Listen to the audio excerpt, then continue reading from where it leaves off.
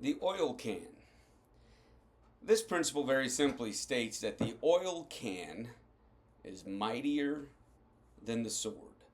Obviously, a play on the old phrase or cliche that the pen is mightier than the sword, the capacity to write and express concepts and ideas.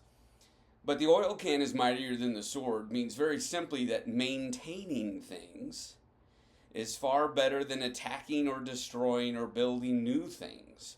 There's a sense in which you are surrounded by infrastructure and individuals, personnel.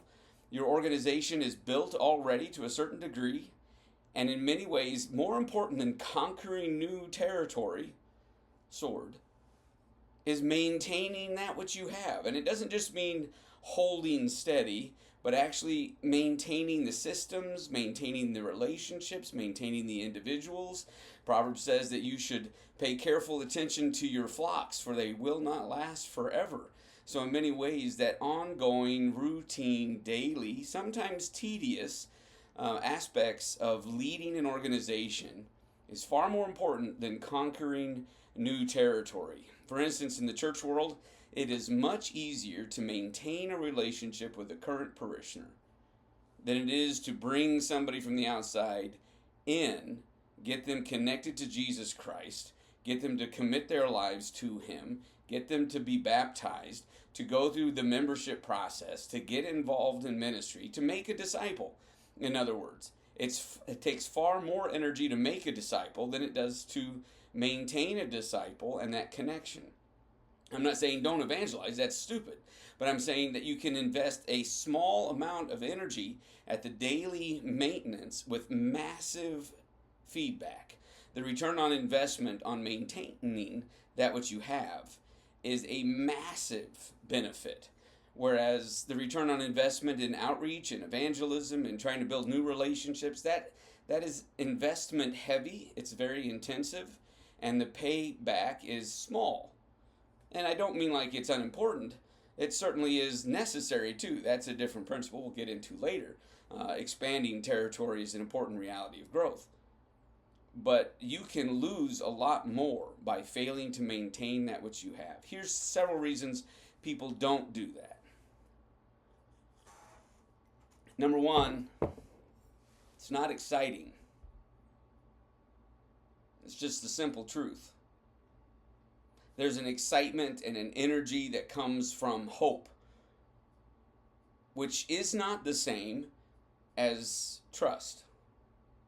You see, in some ways, it's very similar in a relationship where if you've been married, I've been married for 27 years. It's not that same first blush of excitement on the first several dates.